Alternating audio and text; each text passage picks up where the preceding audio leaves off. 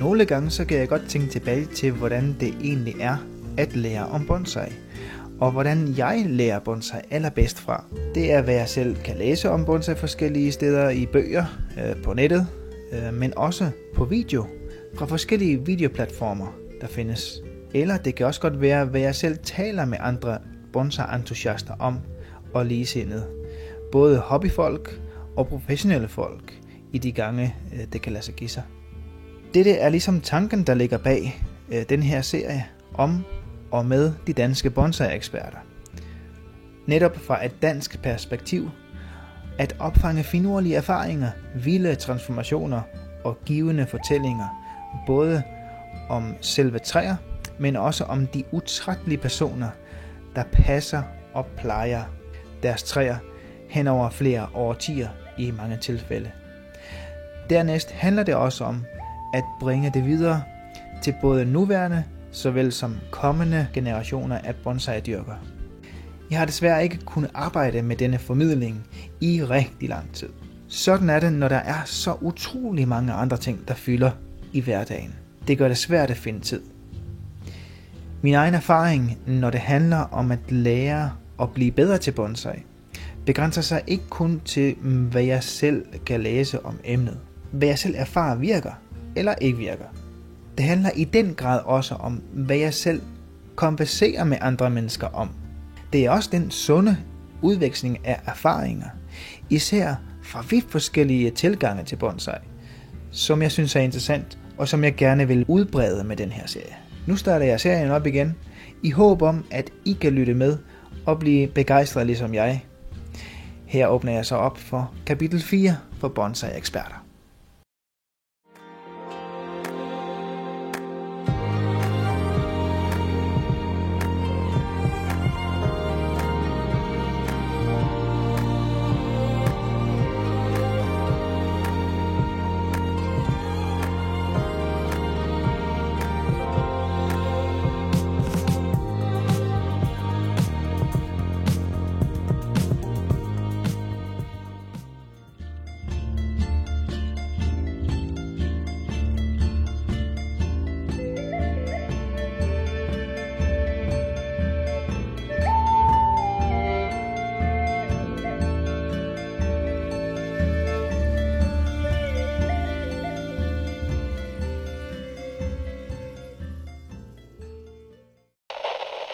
Hej med jer bonsai-folk, det har været rigtig lang tid siden min sidste video, og det beklager jeg rigtig meget, men sådan er det, når man har en hobby, så er det ikke altid, man lige har tid til at sætte sig ned og lave de ting, man godt kunne tænke sig. Men jeg er tilbage igen i bonsai-eksperterne, og i den her omgang, der har jeg bestemt mig for at interviewe et stor personlighed inden for bonsai, inden for dansk bonsai, som er Johan Bentsen. Det er ikke en, man hører så meget til, men som har noget rigtig godt materiale og erfaringer, jeg godt kunne tænke mig at dele sammen med jer. Det bliver en tur på over 5 timer. Jeg skal forbi Fyn på Mellemvejen, og så tager jeg afsted fra min bonsai-altan heroppe, og så op mod Nordjylland, hvor jeg skal mødes med Johan. Det bliver rigtig spændende, men lad os bare komme afsted.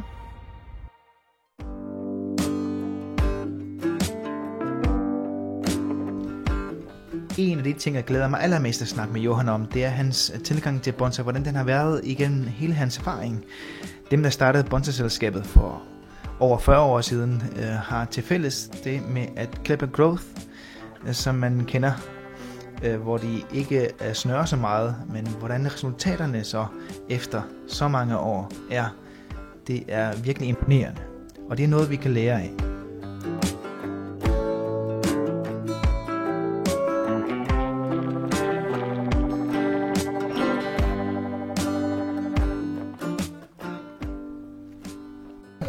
Hej. Hej, goddag. Ja, goddag. Hvordan går det? Jamen, det går så fint. Dejligt, jeg kunne komme på besøg. Jeg glæder mig til at snakke med dig om bonsai. Ja, lige måde. Og jeg håber også, at du kan vise mig rundt i dag. Ja, det skal jeg nok. Jeg hedder Johan, og jeg står her midt i min bonsai-gård. Og jeg har haft bonsai i mange år. I næsten 40 år. Og det har jeg været rigtig glad ved. Jeg har brugt meget tid på, men jeg er også for mange. Jeg vil gerne have reduceret lidt. Sådan at, men jeg bliver ved at lave nye. Hele tiden starter nogle nye op, altså sådan, og så ser jeg, hvad det bliver til. Og hvis ikke at jeg er tilfreds med, jamen så kommer det ud i fædrelandet og bliver plantet, og så er det det. Sådan er det, men jeg bliver ved at lave nye. Finder jeg et eller andet, der måske kan blive til et træ, så prøver jeg at se, hvad det var. Det er rigtig godt at have mange ting i gang, fordi det er ikke alt, der lykkes. Nogle ting, dem må man opgive sig ud i fædrelandet med dem. Det er et træ, som det startede med stort set, fordi det er jo nogle frø af vores ældste dreng, han så, da han var 3 år, og han er 43 nu. Så det har været bonsai altid. Det her, det er et, der sådan er i sin vorden, det hører et rigtig hjem her, men det er en paradisæbler. Det var sådan et bundt, man købte på planteskole med 10 i, og så har jeg jo bare lært 3. Jeg havde 3 bonsai. Jeg har lige kommet af med en, som også havde det lidt skidt. Ja. Men Martin, han har jo rigtig fine træer. Som lærketræer, hvor han har. Ja, så det kunne jo være, at den kunne blive sådan lidt. Ja. Måske skulle du snøre den lidt, eller hvad? Det kunne godt tænkes. Jeg har da en tråd på her, for at holde den gren lidt frem her. Det er da lidt. Ja. Men det gør jeg godt lidt meget i at snøre. Det gør jeg bestemt lidt, men det her, det er jo stadigvæk en småbladet elm. Det er jeg rigtig glad ved, og de er jo meget, meget taknemmelige for at passe, og ja. Der er ikke nogen gået ud for mig. Der er ikke nogen, der er gået ud for dig? Nej, et af dem. Sådan. Nej, det er faktisk meget længe imellem, jeg har haft en. Ja. Der kan være nogen, der hænger lidt, men ja. Hvad er lidt i historien omkring det store fyr der? Kan du fortælle lidt om det, hvis der er noget i historien? Ja, det er jo bare et lille træ, jeg har fundet herovre i skoven en gang. Den har du fundet i skoven? Ja, det var jo. Okay. Det er mange år siden. Altså det var helt da jeg startede med bonsai. Det er bare står der siden, så har jeg bare klippet en lille smule i den. Men det er sådan, på vej ud. Ja. Det er en, der er meget bedre til det at passe det end mig. Men det er jo alligevel vildt, at du har haft den i så mange år, ikke? Ja. Og du har nærmest ikke snøret den, siger du? Nej, det har en lille smule på, men det er noget, jeg har gjort inden for det sidste år. Eller så har den har faktisk bare stået hen på gråspladsen her i en lidt større balje. Ja. Jeg har ikke regnet den for bonsai. Okay. For at være bonsai. Jeg synes, det var for stort til det at være bonsai. Nu kan jeg se, når den på udstillingen, så er det faktisk blevet større. Ja, det gør det. Ja. Det gør det. Så, men jeg er sikker på, jeg kender en, der er rigtig god til at passe på den. Så, og snøre den. Så. Men man må da sige, at den har en naturlig form, ikke? Ja. Det har den, men jeg har selvfølgelig klippet lys af, eller taget lys af, det har jeg gjort altid jo. Men den kunne godt have en bedre kulør. Den er lidt gul eller lidt bleg i. Det kunne godt være bedre. Havde sådan nogle knold det er jo bare sådan, at japansk lort i almindelig pølsefasong. det lå her, men det fugle, de kan ikke lade være.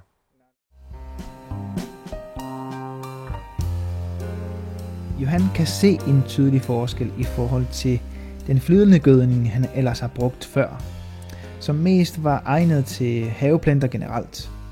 Selvom Johan ikke har den store erfaring, når det kommer til at bruge den japanske måde at gøde på, hvis man kan sige det på den måde, så er det tydeligt, at han faktisk har en enestående viden og erfaring i forhold til at udvikle simple og almindelige planter til imponerende, flotte og kvalitetsrige. Det synes jeg virkelig er et interessant emne at dykke ned i, når jeg samtaler med ham. For mig er Johan det perfekte eksempel på den belønning, man får, når man starter noget op en dag med udsigt til, hvordan det kan komme til at se ud flere årtier ude i fremtiden. Det er de færreste, der kan sige, at have udviklet noget helt fra bunden i forhold til træer, der helt og alene er udviklet i Danmark. Det må jeg sige, at Johan har haft stor succes med. Bare det at finde bonsai, som ikke har tydelige store ar eller sår fra heftige beskæringer, der er blevet foretaget mange år tilbage i dens udvikling, er især løvfældende bonsai hører til sjældenhederne herhjemme. Men det kan vi altså godt finde i Johans samling. Er noget, som nogen fra den japanske bonsai-miljø vil blive rigtig imponeret over.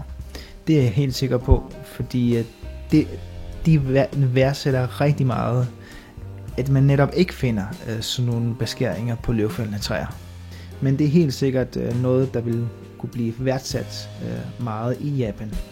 Johan har stort set altid haft interesse for Japan, og bonsai var det, der startede det hele for ham.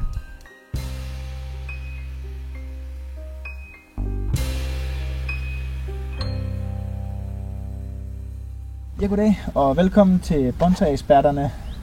Vi er hos Johan i dag i Nordjylland. Jeg har taget hele turen fra mit hjem i Måløv for at komme herop. Blandt andet også for at besøge Johan i dag.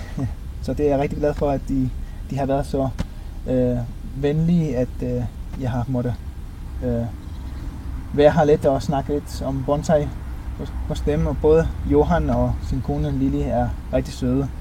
Så vi har i dag besøgt bonsai-stedet og blevet helt blæst bagud over den kvalitet, du har i din bonsai-samling. Men vi dykker lidt mere i dybden i, hvad bonsai egentlig betyder for ham, og forskellige emner, som har betydet noget for hans erfaring inden for bonsai. Og så kan vi tage de der spørgsmål, som vi plejer at stille alle deltagerne i bonsai-eksperterne, for at se, hvordan deres tilgang er på de forskellige spørgsmål. Johan, vil du gerne introducere dig selv? Hvem er du? Ja, jeg hedder Johan, og jeg er pensionist, og går og nyder tilværelsen her sammen med min kone på vores sted her, når vi er hjemme. Ja. Ja. Men, og så bruger jeg selvfølgelig også meget tid på bonsai. Men jeg vil gerne bruge mere tid på bonsai, end jeg gør, men her, eftersom vi er pensionister, så det sted, vi har her, der er meget at se til med have og med holdhuset. Det er et gammelt hus fra 1889, så der er mange ting at kigge på der. Så jeg kunne godt bruge mere tid på bonsai, men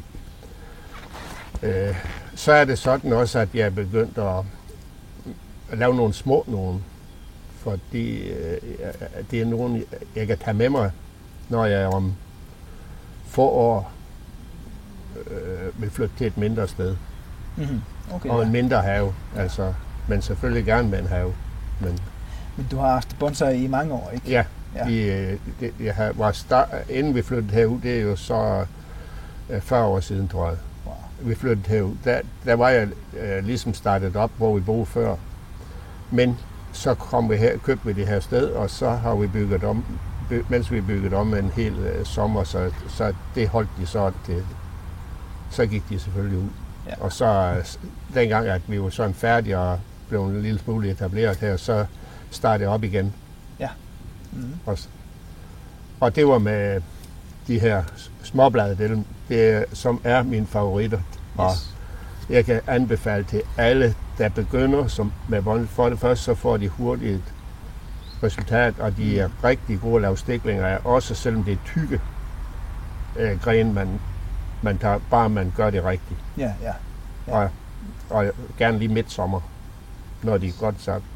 Ja. Jeg har flere tip til det. Ja, det gør vi lidt mere i. Ja. Jeg afbryder lige det her fine interview for at fortælle, hvor vigtigt det er at tilmelde jer YouTube-kanalen her. Like eller dislike de videoer, der er, fordi det har en rigtig stor indflydelse på kvaliteten af de videoer, jeg kommer til at lave fremover. Ikke kun for min eget YouTube-kanal, men også Dansk Bonsai-selskabs YouTube-kanal og Shiki Bonsais YouTube-kanal på lige fod. Jeg har en milepæl, og det hedder 1000 tilmeldte, som jeg godt kunne tænke mig, at jeg nåede inden for det næste kommende år. Og der er nok, interesserede i bonsai i Danmark for at kunne nå det milepæl. Det ser vi på det antal mennesker, der tilmelder sig de forskellige Facebook-sider, der er rundt omkring. Så det har jeg en fin forventning om, at jeg godt kunne nå. Som sagt, det vil øge kvaliteten i de videoer, jeg kommer til at lave, fordi jeg kan indkøbe det videoudstyr, jeg har brug for at det kan blive betydeligt bedre. Og det kan være videoer som egne fra min egen YouTube-kanal, det kan være udstillingsvideoer, det kan være mange forskellige bonsai-relaterede videoer, jeg kommer til at lave. Like eller dislike eller tilmeld dig YouTube-kanalen her, fordi det har en rigtig stor indflydelse. Det kommer til at betyde rigtig meget. Og nu vender vi tilbage til interviewet. God fornøjelse. Nej, men altså, vi snakkede om, du har haft meget erfaring på bonsai. Er det 40 år, vi snakker om her, eller er det... Ja, det er i 35, måske lidt plus, okay, hvor det virkelig kræver om sig. Ja. Kan man sige på den måde, ja. Så du har altid sådan set, mens du har dyrket bonsai, både her? Ja, det har jeg. Ja. Og jeg har jo plads til at nu har jeg indrettet mig lidt efter et sted, hvor de er alle sammen. Jeg har dem samlet, fordi at på grund af, at det er nemmere at vande. Yes, ja. Jeg vander med slange. Mm. Så du har dem mest samlet? Ja, jeg går og har dem sådan rundt omkring på grunden. Men heller ikke for tæt? Nej. De er bare samlet, så du kan nemmere vande, ikke? Det. Og så vender jeg bagsiden ud, altså så står de i et stykke tid med bagsiden ud. Og sådan. Ja, du drejer dem indimellem, ikke? Ja. For ellers så, hvis de står op ad plankeværket, eller op ad de buske, der er bagved, de er ret høje, og der skuer, så bliver de magre på bagsiden. Det gør altså, de skal være fremme i solen, eller i lyset. Ja. Jo. Og det gælder alle nærmest. Bonsai. Ja, alle planter også. Ja, planter, ja. Mere eller mindre, ja. Men det er jo det, er man lidt interesseret i, at den bagsiden, den er tynd. Altså, der skal være lige så fyldig, som den er foran. Ja, det er rigtigt. Ja. Der skal være balance, når man dyrker bonsai. Det er klart. Ja. Jo, men altså, du siger selv, småbladet elm, det er din foretrukne træsort. Det er det. Og jeg bliver sådan, altså, i al venskabelighed sådan håndet lidt, fordi at det er nok en småbladet elm, han kommer med. Altså, men det er lige hvad jeg har. Jeg vil anbefale dem til alle, der starter småbladet. Man har lynhurtigt en fornøjelse af, og den skal jo stort set passes hele tiden, at der er noget, der dukker op, sådan at man... Ja. Der er noget at gøre hele tiden, hvis man vil det. Ja. Fordi hvis ikke man har mange, så har man jo noget at arbejde med. Og man kan jo også snøre dem, og hvis man, det gør jeg godt nok gerne. Men jeg har lige fundet ud af, at den her lille en her, den skal... Ja, den skulle helst dække noget, den som lige, fordi sådan et gammelt træ her, der kan man ikke undgå, der går en gren ud i ny og næ. Ja, men sådan er det med træer. Og det er så det, der er sket her, at den, der egentlig skulle være der, den er gået ud. Det kan man ikke undgå. Når træet lige bliver, altså det her, den er jo måske 35 år, måske mere, så går det grene ud, altså. Ja, det gør det også på træer i naturen. Det er store træer, det er rigtigt, ja. Men to af de særlige ting ved dig som bonsai-dyrker, som jeg har bemærket inden for de sidste års tider, jeg lærte dig at kende i Aalborg faktisk, da DBS var over og udstille der, og blev helt blæst bag ud over dit flotte træ, du havde med der, som så også vandt en pris, ikke? Ja. Men også de andre træer, du har også haft et andet træ med deroppe. Var det det her, eller var det et andet, kan jeg ikke huske, men det havde i hvert fald de der luftrødder. Ja, det skal nok passe. Noget af det, også du er kendt for at lave.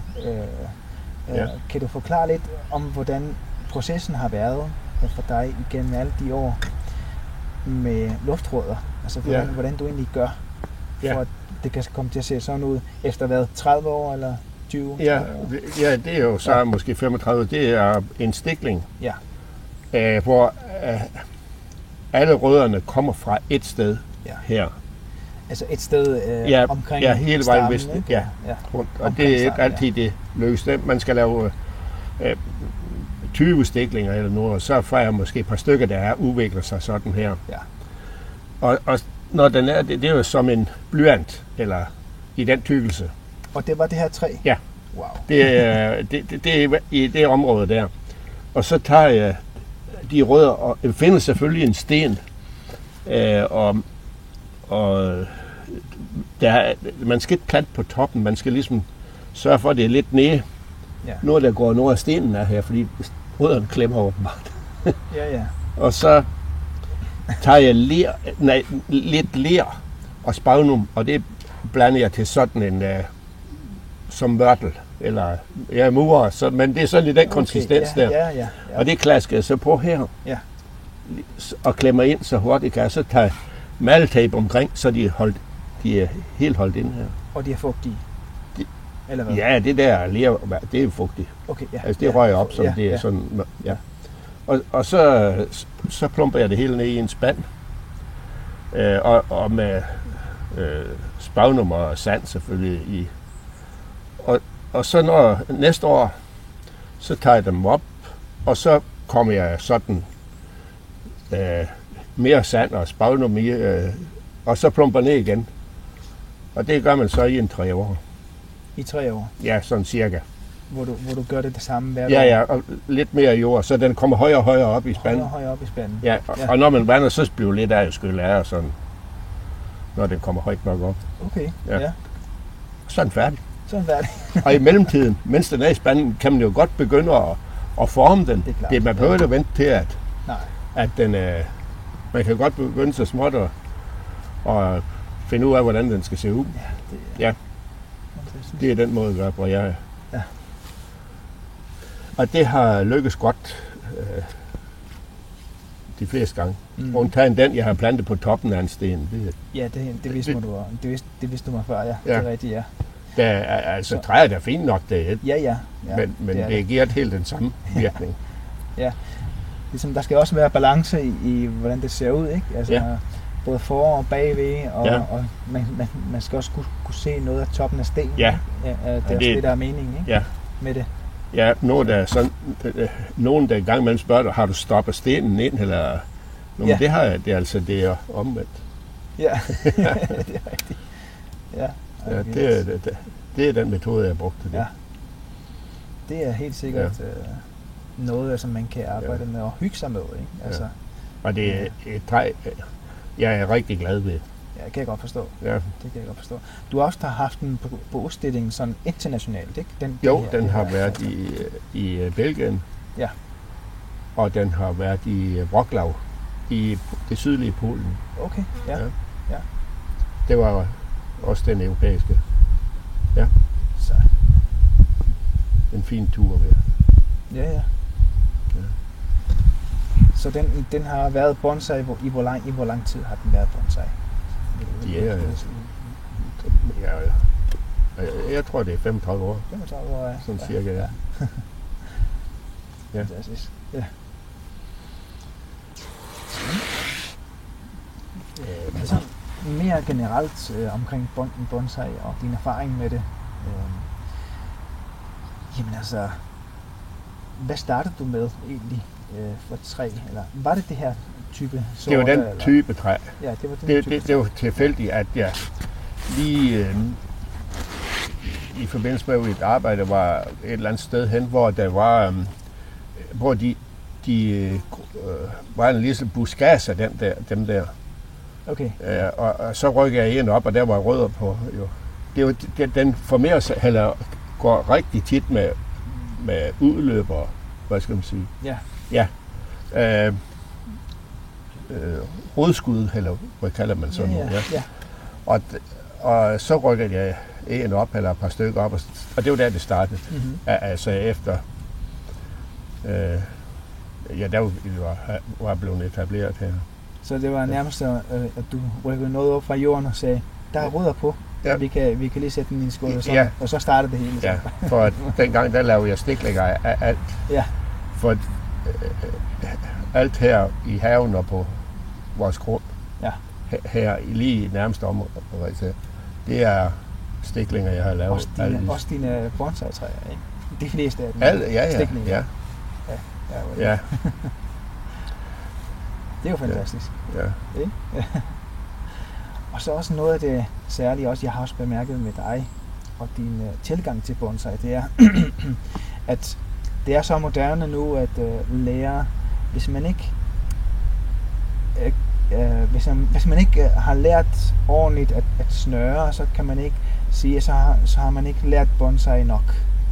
Men det er ikke tilfældet med dig, vel? Nej, altså, du kan bedre lige at klippe og grow. Jeg snører meget lidt, og jeg er en klovn til det.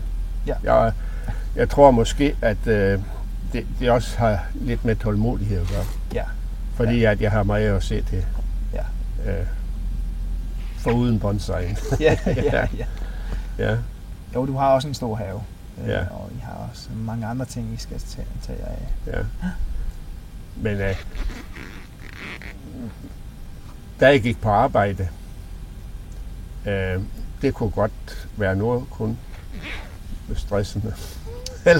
Og meget tidligt op. Ja. Og kom... Når jeg var meget tidligt op, så var fordi jeg arbejdede langt væk. Ja. Og så kom jeg også sent hjem. Ja. Og var sådan lidt, måske kørt op. Eller, det er man, ja. Så gik jeg ud til bonsaien, og så gik en runde der med den der klipper. og så gik jeg der i en halv times tid, og ligesom kommer til mig selv. Og, det var sådan, falder til ro. Ja. Det brugte jeg meget til. Ja. Det gør jeg virkelig. Og vandet selvfølgelig også. Ja. Så det er den tilgang med at klippe og lade gro, som du har brugt mest. Det er det, fordi igennem årene, ikke? Ja. Det er det. Og ved det her træ for eksempel, har du snøret det så meget? Eller, aldrig. Du har aldrig snøret det? Nej, det tror jeg. Det kan være, at jeg har haft snør på en gang. Heller ikke som tensorer, som man ligesom at rykke en gren ned med hjælp af... Nej, det kan godt være, at jeg har haft lidt på... Bare lidt, ikke? Ja, men du... gør det vildt, ikke? Ja. At man kan lave sådan nogle fine ligesom overgangen uden at snøre. Det synes jeg er faktisk ret bemærkelsesværdigt. Ja, der har jo været meget diskussioner med den gren der. Ja. Den der gren. Ja. Det kan man jo for eksempel spørge Martin Nielsen om. Han har mange gange vil have den af. Men det har han ikke fået lov at bestemme. Nu bliver han der. Ja. Jamen det er fantastisk. Altså, så du klipper, og så venter du bare på, at det går nyt. Så jeg har jo masser af træer. Ja. Der er nok at klippe i. Så jeg kan godt vente lidt. Ja. Hvor er det vildt. Altså, ja. Men det er jo også nogle årstider. Dem her, det kan man godt gøre noget sådan næsten hele tiden. Småbladet, det. Men så er der nogle andre, nogen som så går rigtig meget om foråret. Det er sådan ildløn. Ja. Kender du den? Ildløn? Jeg har hørt om det, men jeg har ikke rigtig brugt det. Jeg har et par stykker derhen. Okay. Det går stærkt lige om foråret rigtigt. Og der klipper jeg rigtig mange blade af. Ja. Og det tager så sin tid. Ja. Men det er... Der er bare knald på, og så skal jeg selvfølgelig lige holdes lidt i gang med dem. Men det er også et rigtigt... Der er ret mange, der har ildløn på som bonsai, men det er rigtig, rigtig godt. Nemt træ at have, og blive flot om efteråret. Det er fuldstændig rødt om efteråret. Ja. Meget, meget flot træ. Dejligt. Ja. Hvis man skal snakke om, hvad der er nemt for nogle nye, for eksempel. For eksempel. Ja, vi har forskellige målgrupper i den her serie, for eksempel. Det er ikke kun nybegyndere, men det er jo også de øvede, der kan få noget ud af det, af andres erfaringer, ikke? Så det er meget godt, at man kommer med sådan nogle tips. Ja. Men Johan, du har jo også erfaring med, ligesom, vi har jo alle erfaring med at gøde vores bonsai, for hvis vi ikke gjorde, så var det ikke i live, især ikke så mange år efter, som du snakker om her. Men du har jo gødet mest fra, hvad skal man sige, almindelig planteskolegødning, ikke? Indtil du opdagede noget, som du kalder for, hvad kalder du det for? Japansk lort. Japansk lort. Det startede med sidste år, og så synes jeg, det virkede lidt. Men i år har jeg gjort meget mere ud af at bruge det der... Jeg ved hvad det hedder, jeg kalder det japansk lort. og det der tebrøv. Ja, tebrøvene og de der poser, det der man kan købe. Og det, jeg tror det virker. Ja, for jeg har førhen jo brugt flydende gødning, som jeg bruger i drivhuset. Ja. Og en gang om ugen eller noget, men det har åbenbart ikke været nok. Der var nogen, der blev sådan lidt lys i det, i bladene, men i år har jeg så gået mere til end med det der, og brugt mere af det. Ja, men det er også fordi, at det har jo også nogle særlige, hvad skal man sige, grundstoffer, som bonsai har rigtig godt af, som det almindelige fra planteskoler ikke har. Ikke? Ja. Altså, så har det der japanske ting, som du siger. Ja. Det har det. Ja. Så du kan godt se forskellen nu, ikke? Ja, det mener jeg. Ja. Så det er noget, du er blevet klogere på. Ja, det er, at jeg har været for slapt til at få gødet. Ja. Okay. Men det har jeg taget revanche på, tror jeg. Ja. Ja. Ja, nu har jeg brugt en del af i år. Ja. Så godt. Ja. Men det ser ikke pænt ud med de der nej, så kommer der også nogle fluer og det hele, og jeg ved ikke hvad. det ligner bare lort. Ja, det gør det nemlig. Ja, og så du har faktisk taget det af nu for at vise det. Ja. Men ja, altså det er rigtigt. Ja. Men det skal også skiftes ud en gang imellem, jo. Så, ja, det skal det jo. Ja. Det mister vel kraften lidt efter lidt. Ja, jo. Det er også organisk, og det bliver ligesom optaget af... Tror du, det er organisk? Det mener jeg jo. Det er i hvert fald mit. Ja, jo, hvis lort det er organisk, så er det. Men jeg mener virkelig bestemt, at meget af det er sådan organisk. Ja, det er det jo. Ja. Selvfølgelig er der også nogle altså, det lugter af lort. Og det hele. Hvad? Det lugter af lort. Det gør det. Det er også en meget passende navn. Ja. Jo. Ja.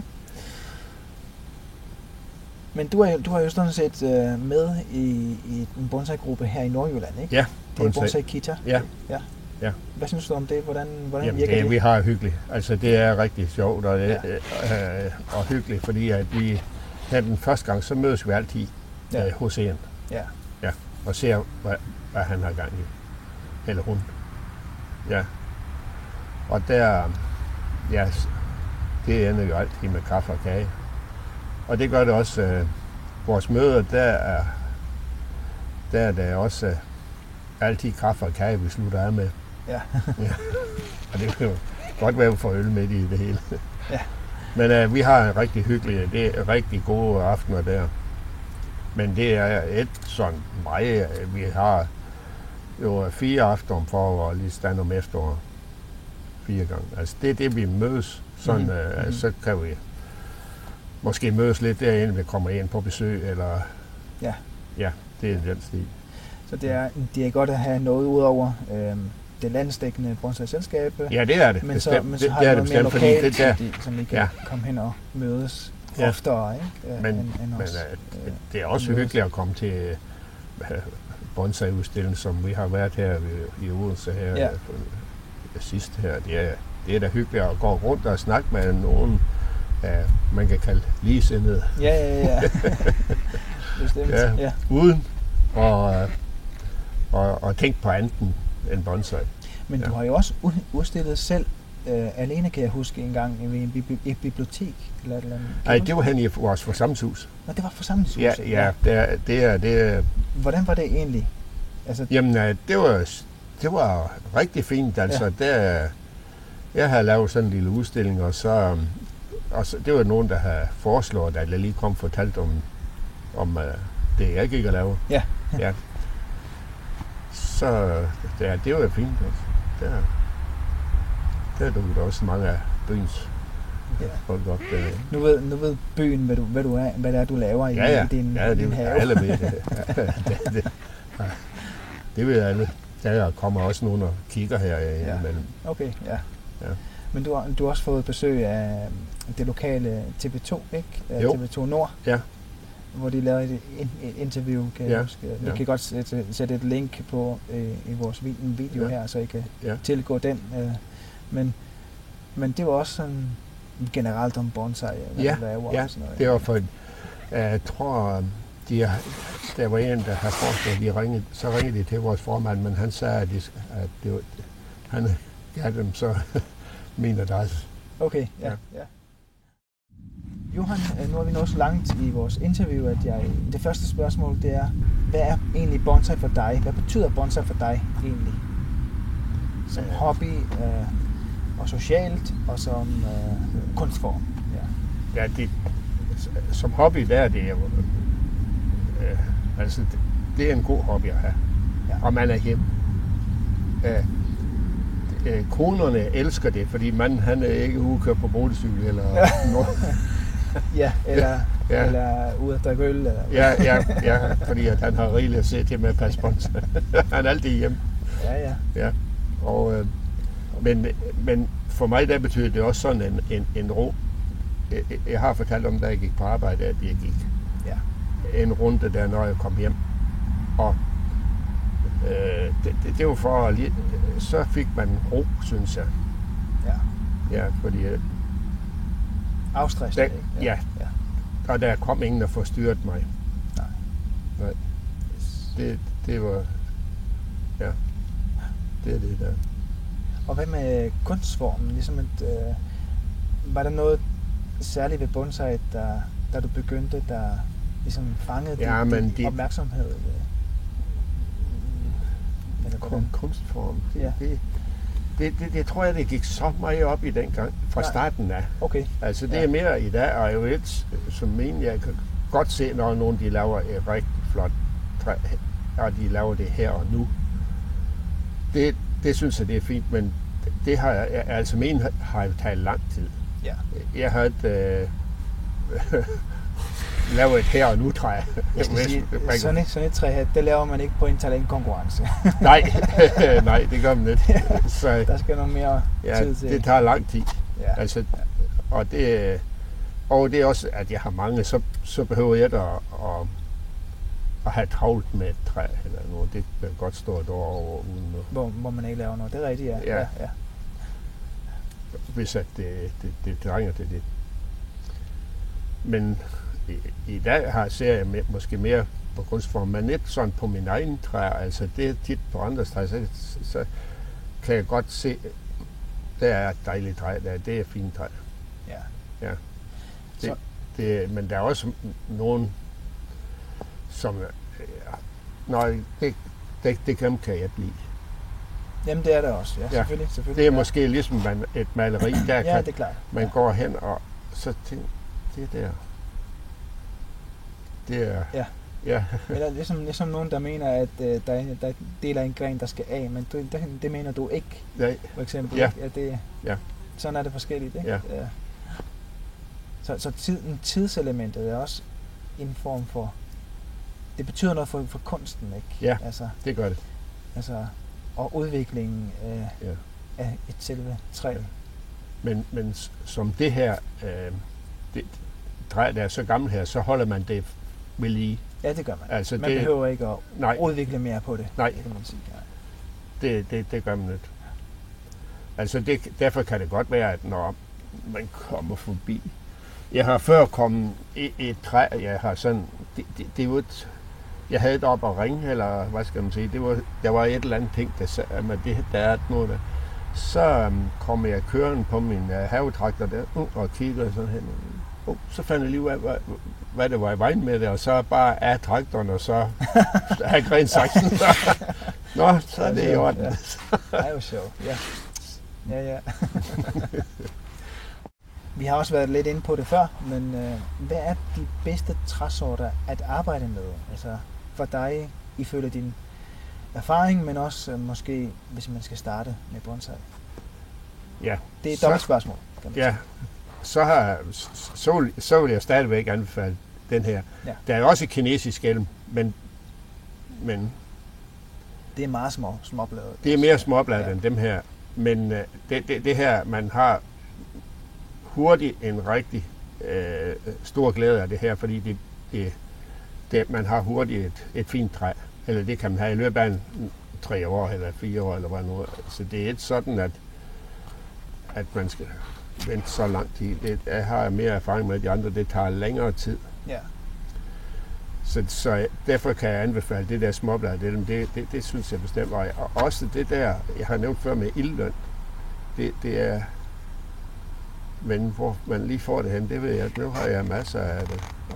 Og træer, jeg kan tage stiklinger. Ja. Det er meget nemmere at lave stiklinger, og det er ingen problem. Hvad med fyr og indebærer? Det er ikke så meget? Jeg har 2 fyrretræer. Du har nogle, ja. Men... Og der er også en anden, der er på vej ud. Ja, den er reserveret. Yes. Men... Nej, jeg har kun de 2, og det er jeg er ikke god til det. Mm-hmm. Det er det. Og så er det enebær.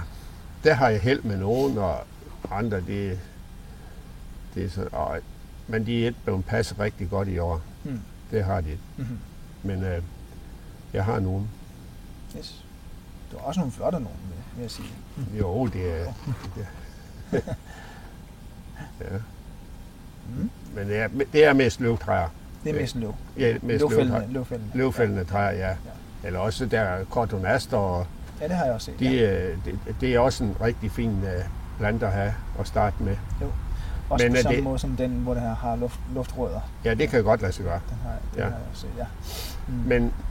Men altså, det er jo det, hvis man det er bedre at have dem i en stor potte, indtil man skal have bonsai, altså nogle bonsai. Ja. For ellers så sker der ingenting med stammen. Hvis det først kommer i en skål, så er det ret begrænset, hvad der sker med stammetykkelsen. Præcis, ja. Ja. Så tager det lang tid inden at... Så når du udvikler, så er der rigelig jord til træet. Ja. Og når du er færdig med at udvikle det, og kommer i en bonsai-skål, hvor du bare skal forfine det, så kan det godt komme ind i en mindre skål. Det kan og det kan rødderne også vende sig til. Det og beholde formen sådan her, og med det jord, der er.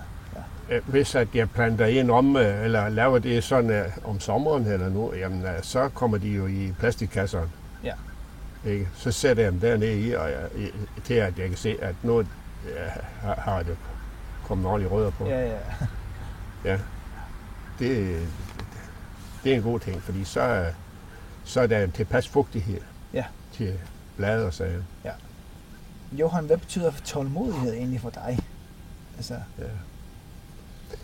Jeg vil gerne have lidt mere tålmodighed til at gå til for eksempel at snøre, og det har jeg stort set aldrig rigtig været. Og når jeg har gjort det, så ser det pænt ud. Det er jeg god til. Så det kunne måske godt bruge lidt mere tålmodighed til. Men det bliver ikke, mens jeg bor her. Det har jeg indset. Okay. Ja. Så må det briste eller bære. Ja. Men også når man udvikler et træ på den måde, som du gør, det kræver faktisk mere tålmodighed, end hvis man bare snører det. Jeg mener, hvis man vil sætte en gren der, hvor man gerne vil have det, hvor man ikke skal bruge så meget tråd, så kræver det mere tid, jo. Ja, det gør det. Det gør, man kan godt... Så du er en meget tålmodig menneske, vil jeg sige. Hvis du ikke bruger så meget tråd. Nej, det gør jeg ikke. Det er jeg god til. Ja. For det første, så ser det lidt pænt ud, når jeg har lavet, og så... jeg har et rigtig... Det kan så også sig ind på en anden måde, på et løvfindetræ, end på et stedsundsgrønt-træ, jo. Ja. Så det er ikke så godt... Stedsundsgrøn der kan, altså hvis man tager enebær sådan noget, så kan det godt have en rigtig god virkning at snøre. Ja. Det tager altså lang tid. Ja. Og jeg har det også samtidig snørt en gren og få ændret lidt på noget. Hvad er dit ligesom bedste råd for nybegyndere og for øvede mennesker inden for bonsai-miljøet i Danmark? Hvad er dit bedste råd? Ud fra din egen erfaring. Så. Jeg vil bare sige, det er bare med at komme i gang. Ja. Altså få fat på nogle materialer, det kan behøve at være noget helt specielt af det, man bruger. Så du har bare startet med en masse træer, og så måske en eller to går videre, kan man sige. Ja, så det har været mit udgangspunkt. Det var, at jeg lavede stiklinger af alt muligt, jo, fordi at vi skulle bruge mange busker og træer og alt muligt her på, da vi flyttede herud. Fortæl mig lidt mere om det der træ, som du viste mig før. Et egetræ, ikke? Ja. Det var det der store træ, som vi var ude og... Ja, det står lige. Det er faktisk lige her træ, ja. Det er det, vi sidder i skygge af. Ja, vi prøver. Selvfølgelig. Ja, det er det træ, der giver os skygge. Ja. Men det er det træ, der giver os skygge, men det træ, det har også en lillebror. Ja. Som bonsai. Ja. Som er på samme alder. Det er så samme der. Det er vores ældste, han fandt nogle af de der, så snakkede vi om, at dem kunne han så. Og, ja. Så han så nogle stykker der, eller vi satte nogle stykker. Så. Og den ene af dem er her, det ene af dem her, og det andet er bonsai. Som bonsai. Ja. Og de har samme alder. De har samme alder, ja. Det er fantastisk. Ja. Helt vildt. Og han er jo 43, så han har nok været en 3 år, tror jeg. Ja. Nå Johan, du har et nyt træ her. Ja. En af de der særlige træer. Hvorfor er det et særligt træ?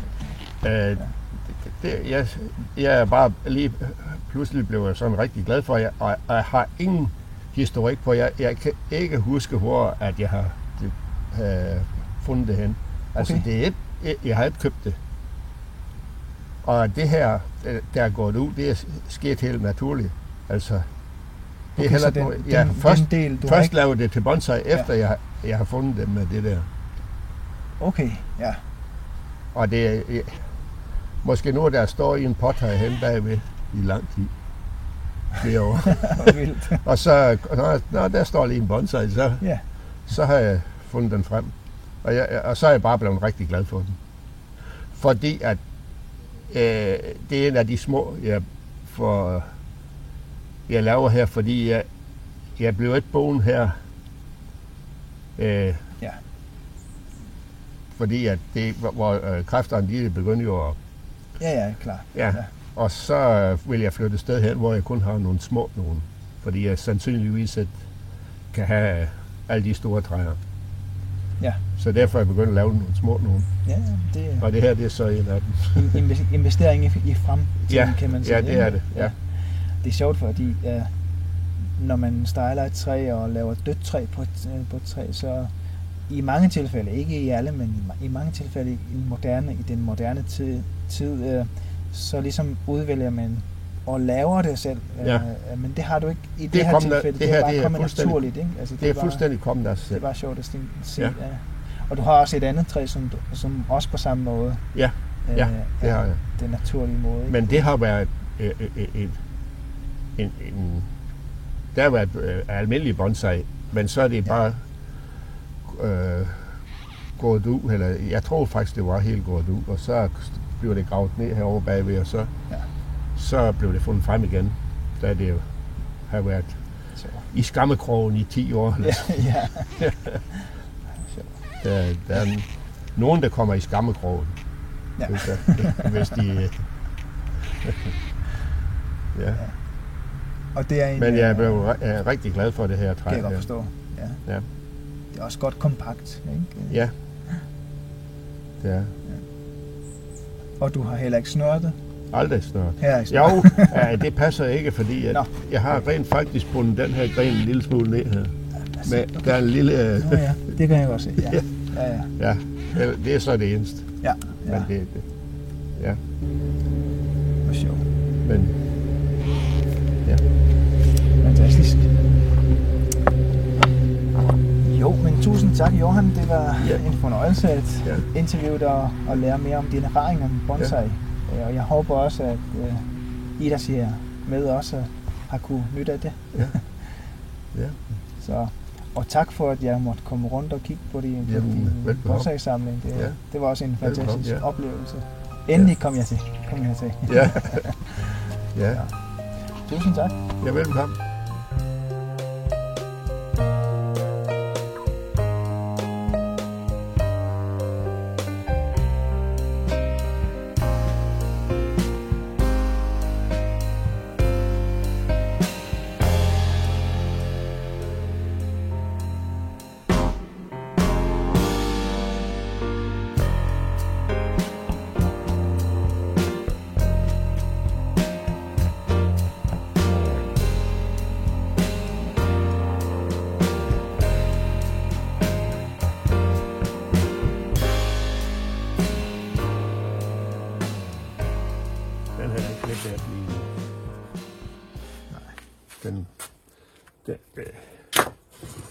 Det er også en af de, der er forberedt til min pensionsalder. Det er også sådan en gang med dem, hvor man tager hårdt fat på den. Ja. For ellers så bliver de for store, hvis man bare går og tager sådan her over et blad. Ja. Så bliver den automatisk større og større. En gang imellem, så må jeg nødt gå hårdt til den. For